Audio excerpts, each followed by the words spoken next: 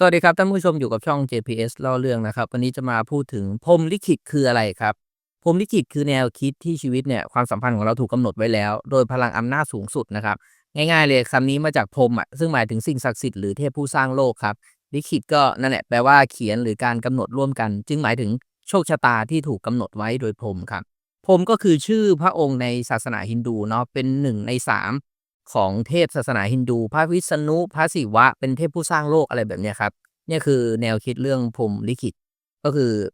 พระพรหมลิขิตอะไรแบบเนี้ยครับแนวคิดเรื่องพรหมลิขิตปรากฏในหลายศาสนาครับแล้วก็วัฒนธรรมเนาะบ้างมองว่าเป็นพลังลึกลับที่นำพาคู่แท้มาพบกันขณะที่บางมุมเนี่ยเชื่อกันว่าเป็นเพียงเรื่องของโอกาสการเลือกของเราเองครับไม่ว่าเราจะเชื่อในโชคชะตาหรือเปล่าคำถามที่น่าสนใจก็คือเราสามารถกำหนดพรหมลิขิตของตัวเองได้หรือเปล่าทีนี้จะมาพูดถึงแนวคิดเกี่ยวกับพรหมลิขิตในแง่ต่างๆอย่างแรกทางศาสนาบ้างครับ ศาสนาฮินดูเชื่อว่าพรหมลิขิตเป็นสิ่งที่ถูกกำหนดโดยกรรมและธรรมแล้วก็พระพรหมใช่ไหมเป็นผู้สร้างโลกนะครับพระพรหมแต่ชีวิตของแต่ละคนเนี่ยขึ้นอยู่กับผลกรรมในอดีตพุทธบ้างไม่มีแนวคิดเรื่องพรหมลิขิตแบบโดยตรงครับแต่ถูกกล่าวถึงกฎแห่งกรรมใช่ไหมที่กำหนดชีวิตไม่ใช่พลังเหนือธรรมชาติที่ลิขิตให้คนต้องมาเจอกันอะไรประมาณนี้ถ้าผิดพลาดยังไงขออภัยนะครับก็มาติชมให้คำแนะนำใต้คอมเมนต์ได้เลยนะครับทางศาสนาคริสต์ก็บานิกายเชื่อว่าพระประสงค์ของพระเจ้าเนี่ยเป็นสิ่งที่เชื่อได้แล้วก็กำหนดเส้นทางชีวิตมนุษย์ใช่ไหม แต่ยังให้เสรีภาพในการเลือกเดินทางของตนเองนะครับอันนี้แค่บางนิกายนะอะทางวิทยาศาสตร์บ้างครับจิตวิทยา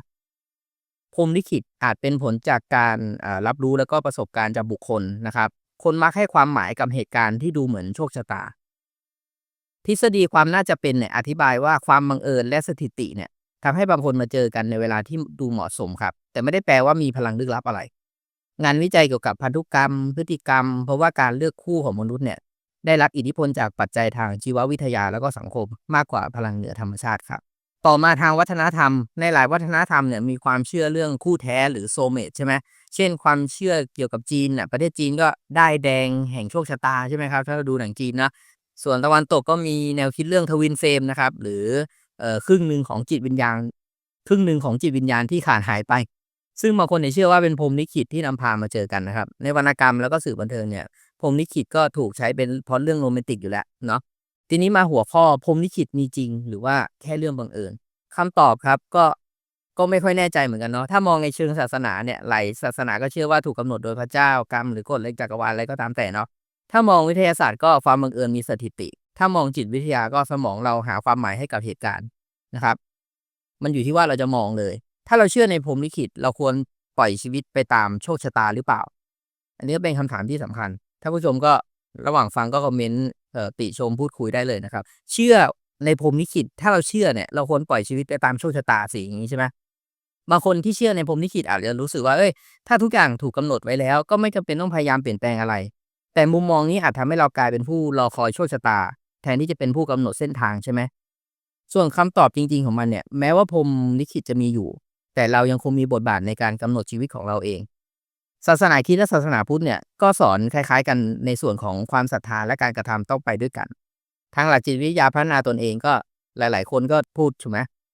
คนที่ลงมือทำมักจะประสบความสำเร็จมากกว่าคนที่รอคอยโชคชะตาใช่ไหมครับส่วนในชีวิตจริงเนี่ยคู่รักที่ประสบความสำเร็จเนี่ยมักไม่ได้เกิดจากโชคชะตาเพียงอย่างเดียวแต่เกิดจากการพยายามเข้าใจแล้วก็สร้างความสัมพันธ์ให้แข็งแกร่งดังนั้นแม้เราจะเชื่อในพรหมลิขิต แต่เราก็ควรให้ใช้มันเป็นแรงบันดาลใจใช่ไหมครับไม่ใช่ข้ออ้างที่จะหยุดพยายามอะไรแบบนี้เนาะ3เราสร้างพรหมลิขิตเองได้ไหมหัวข้อเราสร้างพรหมลิขิตเองได้ไหมนะครับถึงข้อไหนแล้วไม่รู้นะครับพูดมั่วไปเรื่อยเลยพรหมลิขิตหมายถึงโชคชะตาที่กำหนดไว้แล้วมันก็จะดูขัดแย้งกันใช่ไหมครับถ้าถูกกำหนดไว้แล้วเราจะสร้างได้ยังไงใช่ไหมแต่ในอีกมุมหนึ่งหลายคนเชื่อว่าเราสามารถสร้างโอกาสให้ตัวเองได้ เราสามารถสร้างพรหมลิขิตของตัวเองได้ผ่านการกระทำแล้วก็การตัดสินใจของเราก็แนวคิดเรื่อง Growth Mindset เลยครับเชื่อว่าคนเราสามารถเปลี่ยนแปลงชีวิตตัวเองได้ไม่ใช่แค่รอให้โชคชะตากำหนดหลักจิตวิทยาแรงดึงดูดก็เหมือนกันแรงดึงดูดก็ทำให้ก็เรียกคิดในสิ่งที่เราคิดอะถ้าเราเชื่อว่าตัวเองประสบเจอคนที่ใช่เราก็มักจะปรับพฤติกรรมให้เข้าใกล้ความเป็นจริงอะไรแบบเนี้ยความสำเร็จในชีวิตมันก็มาจากการเลือกมากกว่าโชคชะตาใช่ไหมครับการเปิดโอกาสให้ตัวเองพบเจอคนใหม่ๆหรือพัฒนาตัวเองให้ดีขึ้นเนี่ย มันก็เป็นวิธีที่ทำให้เราคบคู่แท้มั้งนะครับทำไมเราถึงรู้สึกว่าใครบางคนเกิดมาเพื่อเราครับอันนี้อีกหัวข้อหนึ่งแล้วนะในหลักจิตวิทยามีแนวคิดที่ว่ายิ่งเจอยิ่งรู้สึกผูกพันครับ คนที่ดูเหมาะสมกันอาจไม่ใช่พรหมลิขิตแต่เป็นเพราะเราเนี่ยเคยชินและปัจจัยที่สอดคล้องกันหรือเปล่าหรือจริงๆแล้วพรหมลิขิตคือสมองของเราหลอกให้เชื่อครับอันนี้เป็นการตั้งคำถามเท่านั้นเนาะอีกหัวข้อหนึ่งพรหมลิขิตหรือแค่ฮอร์โมนครับวิทยาศาสตร์เนี่ยอธิบายความรักได้เช่นฮอร์โมนพวกโดปามีนหรืออะไรต่างๆเนี่ยทำให้เราผูกพันกับใครบางคนใช่ไหมถ้าทุกอย่างเป็นแค่เคมีในสมองอะพรหมลิขิตมีอยู่จริงไหม เรากำลังรอคอยพรหมลิขิตหรือเรากลัวการเลือกอันนี้ก็อีกหัวข้อหนึ่งแล้วหลายคนที่รอคนที่ใช่เพราะกลัวเลือกผิดก็มีใช่ไหมล่ะถ้าเราเชื่อว่าพรหมลิขิตมีจริงเราจะปล่อยให้ชีวิตไหลไปตามโชคชะตาหรือจะเป็นฝ่ายเลือกเองใช่ไหมพรหมลิขิตเนี่ยไม่ใช่แค่เรื่องของความรักอย่างเดียวอันนี้ก็อีกหัวข้อหนึ่งพอคนส่วนใหญ่พูดถึงคำว่าพรหมลิขิตเนี่ยก็จะพูดในแง่ของการเจอคู่แท้เท่านั้นใช่ไหมจริงๆมันหมายถึงโอกาสการงานแล้วก็เส้นทางชีวิตได้หรือเปล่า คนที่เจองานที่ใช่หรือท่านผู้ฟังเจองานที่ใช่เจอเพื่อนที่ดีมากๆเนี่ยหรือเหตุการณ์ที่เปลี่ยนชีวิตเลยอะอันนี้เรียกว่าพรหมลิขิตหรือเปล่าถ้าอยากจะลองอะไรเล่นๆลองให้ท่านผู้ชมเนี่ยเขียนชื่อ5 คนที่มีอิทธิพลต่อชีวิตท่านผู้ชมแล้วดูว่าพวกเขาจะเข้ามาในชีวิตท่านผู้ชมได้ยังไงอันนี้เล่นๆนะครับสุดท้ายแล้วพรหมลิขิตเป็นสิ่งที่เราค้นหาหรือเป็นสิ่งที่เราสร้างขึ้นครับ พรหมลิขิตเนี่ยเป็นแนวคิดที่หลายคนเชื่อว่าเป็นพลังลึกลับที่กำหนดเส้นทางชีวิตให้เราแล้วก็ความสัมพันธ์ให้เราอะไรแบบนี้แต่ถ้าเราลองมองลึกอะคำถามที่น่าสนใจกว่าก็คือเราต้องรอให้พรหมลิขิตพาเราไปพบสิ่งที่ใช่จริงๆหรือแล้วเราสามารถสร้างขึ้นมาได้เองหรือเปล่าใช่ไหมมุมมองแรกนะครับ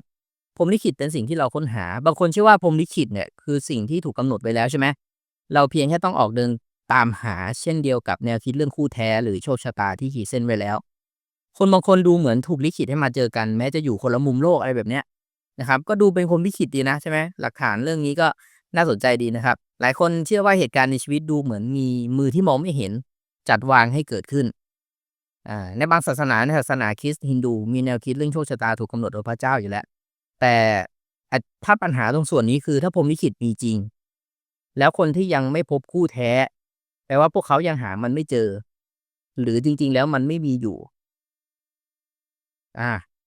ถ้าเราเชื่อว่าทุกอย่างถูกกำหนดไว้แล้วเราจะกลายเป็นผู้รอคอยมากกว่าผู้กระทำหรือไม่หรือจริงๆในอีกในแง่หนึ่งมันอาจจะคนละประเด็นกันก็ได้นะครับไม่มีผิดมีถูกเนาะอีกมุมมองหนึ่งก็คือพรหมลิขิตเป็นสิ่งที่เราสร้างขึ้นถ้าพรหมลิขิตไม่ได้เกิดขึ้นเองสมมุตินะแต่มันเอ่อแต่มันเกิดจากการเลือกและการกระทำของเรานะคนที่เราพบสถานที่เราตกอยู่ในตอนนั้นหรือความสำเร็จที่เราได้รับอาจไม่ได้มาจากโชคชะตาแต่มาจากการตัดสินใจของเราเอง จิตวิทยาเนี่ยชี้ว่ายิ่งเราเปิดโอกาสให้ตัวเองมากเท่าไรเราก็ยิ่งพบโอกาสใหม่ๆแบบเนี้ยครับคนที่พัฒนาตัวเองออกไปพบผู้คนก็อาจจะมีโอกาสเจอนักวิทยาศาสตร์พบว่าความรักไม่ใช่เรื่องโชคชะตาเพียงอย่างเดียวแต่เป็นผลจากการกระทำและเคมีในสมองแต่เขาก็ใช้คำว่าไม่ใช่เรื่องโชคชะตาเพียงอย่างเดียวแปลว่ามันมีเรื่องโชคชะตาอยู่อย่างงี้เหรอแต่ปัญหาคือมีปัญหาอีกถ้าพรหมลิขิตเป็นสิ่งที่เราสร้างขึ้นได้แล้วทำไมบางคนถึงเจอคนที่ใช่โดยไม่ต้องพยายามอะเนี่ยไปใหญ่โตเลยทีนี้ ถ้าพรหมลิขิตเป็นสิ่งที่เราสร้างขึ้นได้แล้วทำไมบางคนมันเจอคนที่ใช่โดยไม่ต้องพยายามบางคนเฉยๆนะครับหรือพรหมลิขิตคือทั้ง2อย่างส่วนที่ถูกกำหนดส่วนหนึ่งที่เราต้องสร้างมีคำถามที่ชวนให้คิดต่อครับถ้าเราสร้างพรหมลิขิตเองได้จริงแปลว่าคู่แท้มีได้มากกว่า1คนหรือไงใช่ไหมอะอีกคำถามหนึ่งถ้าพรหมลิขิตถูกกำหนดไว้แล้วทำไมบางคนถึงไม่เคยพบสิ่งที่ใช่ในชีวิตหรือจริงๆอันนี้เราก็ไม่ไปรู้เรื่องของเขาอะเนาะเขาอาจจะเจอก็ได้เนาะ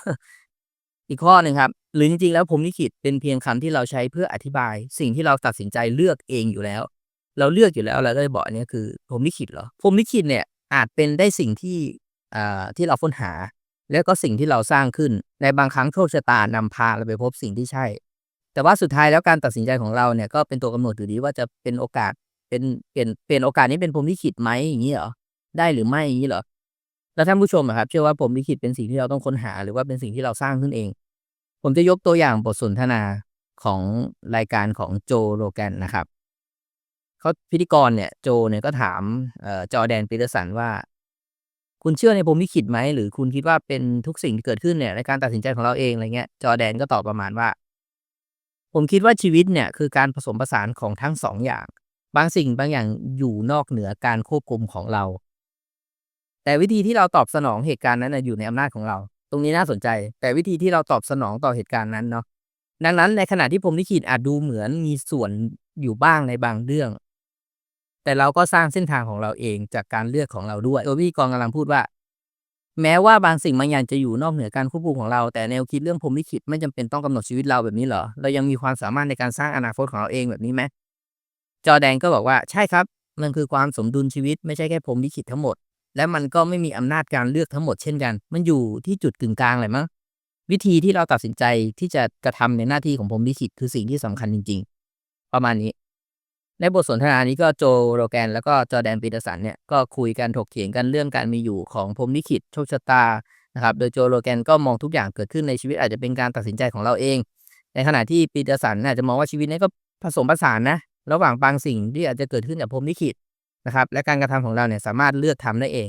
การถกเถียงนี้ก็ชวนให้คิดว่าพรหมลิขิตและการเลือกของเราเนี่ยมีบทบาทอย่างไรในชีวิตนะครับท้ายที่สุดแล้วสรุปก็คือเอ่อไม่รู้ครับ